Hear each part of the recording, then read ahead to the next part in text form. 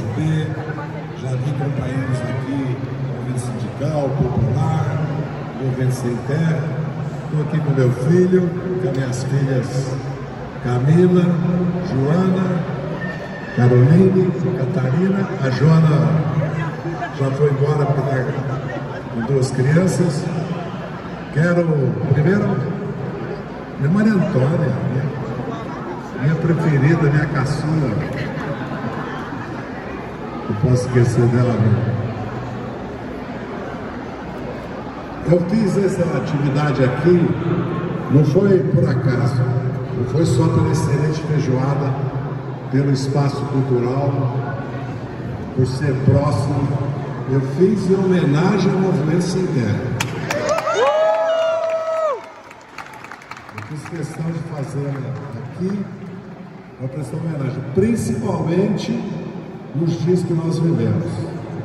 Vocês estão acompanhando como o nosso governo, meu amigo Emílio, nosso deputado, Gilmar Mauro, vem aqui conosco aqui.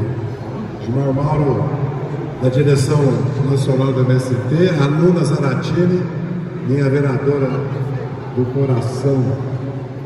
Essa coisa fantástica que aconteceu aqui em São Paulo, em tantas cidades do Brasil. Estava a Paola de Campinas aí também, vereadora jovem, quem vão nos substituir.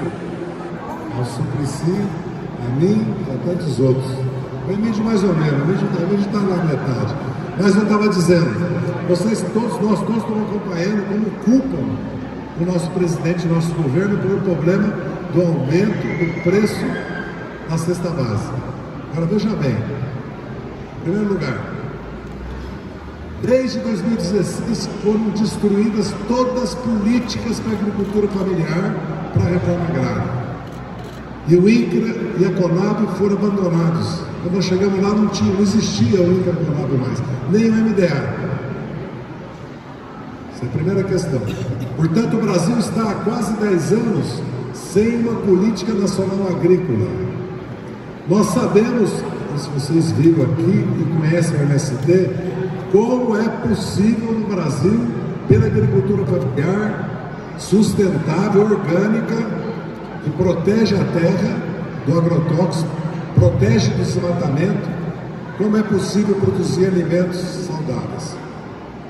Agora, nós não temos estoques reguladores. O agronegócio, a agricultura brasileira, era uma agricultura voltada para exportação. O Brasil é o maior, já hoje é o maior exportador de alimentos e proteínas do mundo. Se vocês olharem o crescimento de 67 até hoje, é impressionante. Como o Brasil foi 20º lugar, 17º, 15º, 8º, 9º, 3º, 2º, 1º. Então os preços dependem do dólar e dos preços internacionais.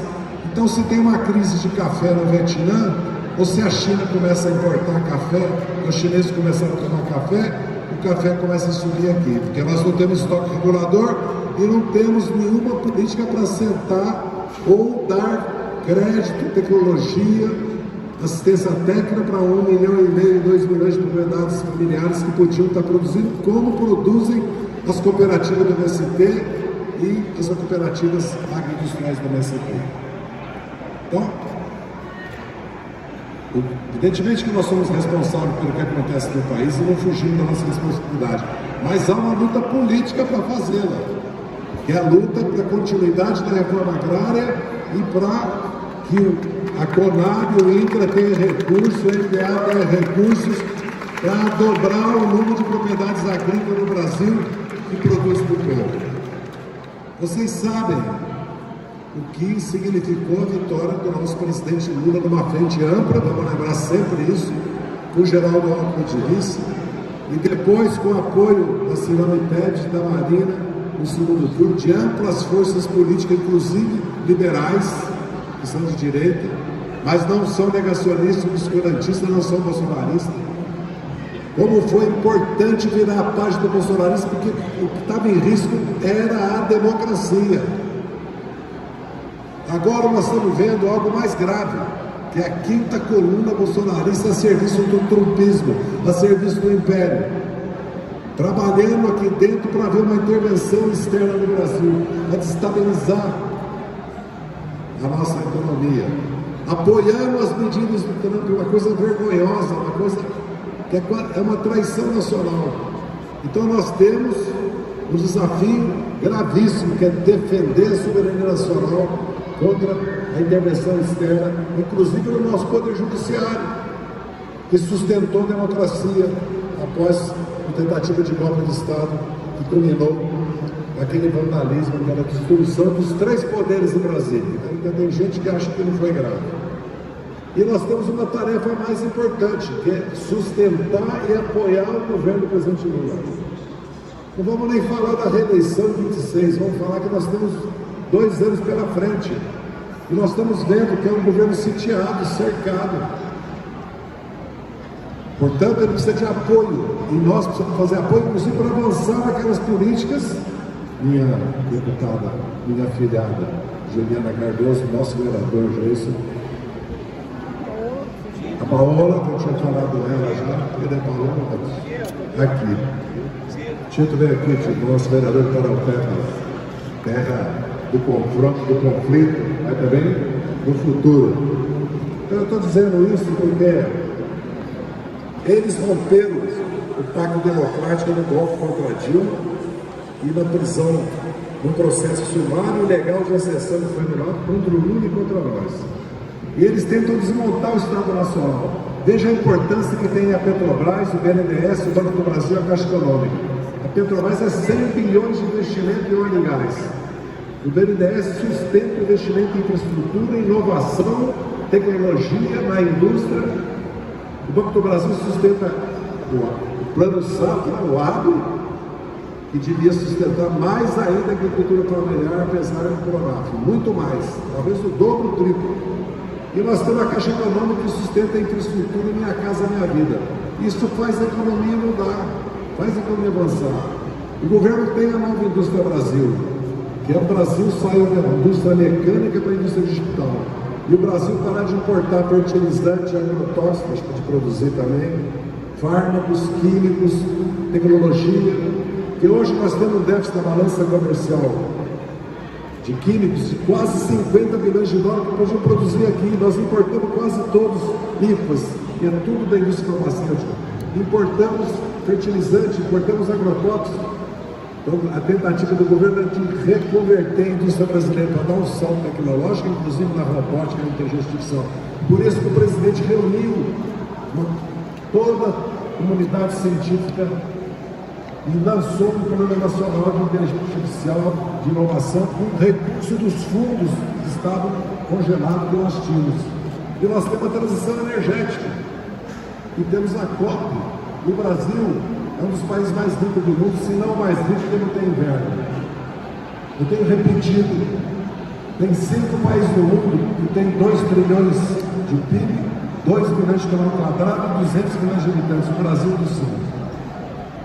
Então o Brasil tem tudo, mas nós não temos autonomia tecnológica e financeira, principalmente financeira. E é o capital financeiro que se apropria da renda do trabalhador, das famílias, e a estrutura tributária é absurda e com juros absurdos. Então, se nós queremos mudar o Brasil, nós temos que mudar o Congresso Nacional. Nós temos que mudar o Congresso Nacional. Então, a nossa tarefa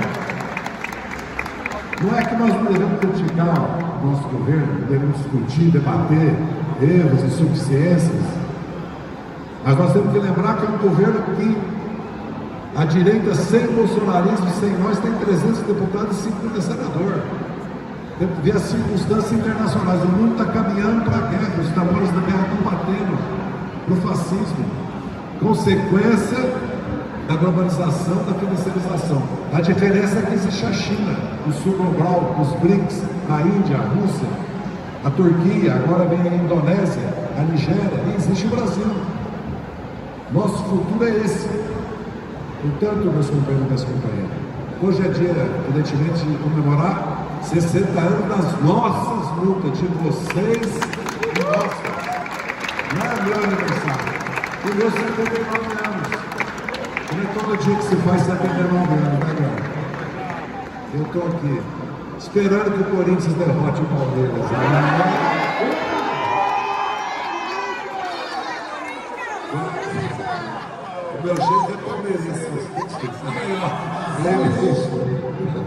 O Dija São Paulino, né?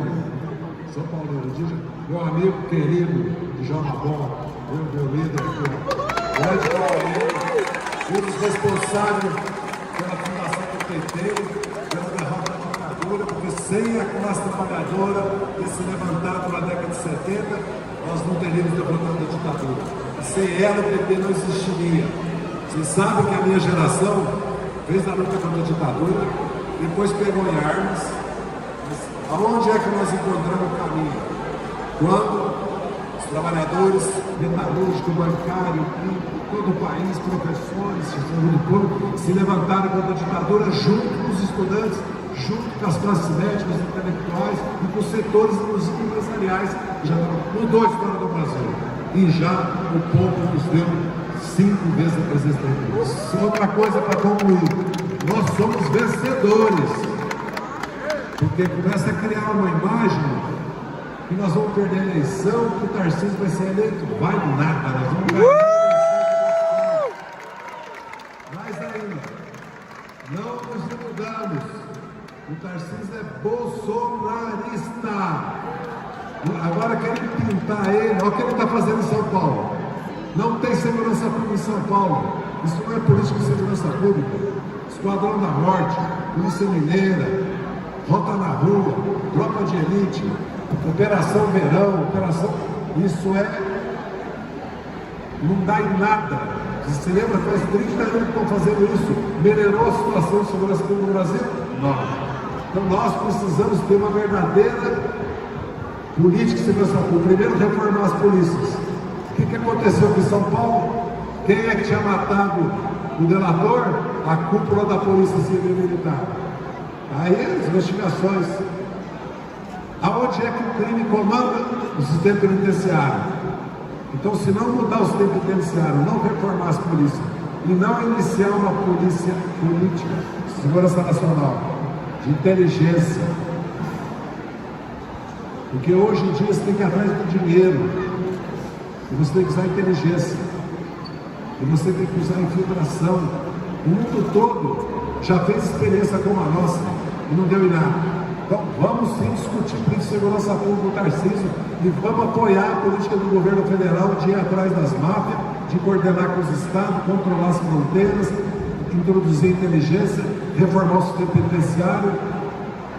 Não tem solução a curto prazo, mas o que nos preocupa? Aqui nós temos lideranças populares que estão há 20, 30 anos, outros há 5, 10 anos lutando aqui, não só em São Paulo, como em outras cidades. O que interessa para nós é a jovem estudante que trabalha de dia e à noite tem seu celular roubado. É a mãe que quer educação integral para o filho. É a mãe que quer que o filho dela saia do ensino médio com profissão. O Brasil precisa de um governo que, quando a mãe for a uma UPA, for pedir um exame, tenha. Então, quando subir no ônibus, ele é com ar-condicionado, ele tem um corredor, ou ele é um VLT, ou ele é um metrô. Porque o que está sufocando a população é isso: transporte ruim, insegurança, comida cara, e nós temos sim que responder a isso. Temos que enfrentar esses problemas, como o problema grave do tráfico e do meio ambiente em Roraima, na Amazônia. 100 mil garimpeiros que envolvem a Colômbia. O governo tem que ter uma política nacional clara, repressiva com relação a isso, e nós temos que avançar nas nossas políticas que dizem respeito à cesta básica, ao ensino médico, técnico profissional, ao ensino integral, que diz respeito à segurança na rua de cada brasileiro e brasileira. É isso que o povo quer de nós, e nós já provamos que somos capazes de fazer. Então já falei demais, mas quero, viu, Gilmar, mais uma vez agradecer a colocar um boné aqui. Agradecer, você tem que ter um exemplo de militância política para todos os partidos, para todas as organizações sociais do Brasil. Observe como ele se integra, observe como ele trabalha, como é a educação, a formação política, como ele está avançando nas redes. Observe o exemplo. E nós temos que aprender com nossos erros e louvar, evidentemente, nossos acertos. Então, meus amigos e minhas amigas, um abraço para vocês, fraterno, afetuoso. Obrigado, viu? Obrigado pelo apoio que me deram. Um abraço.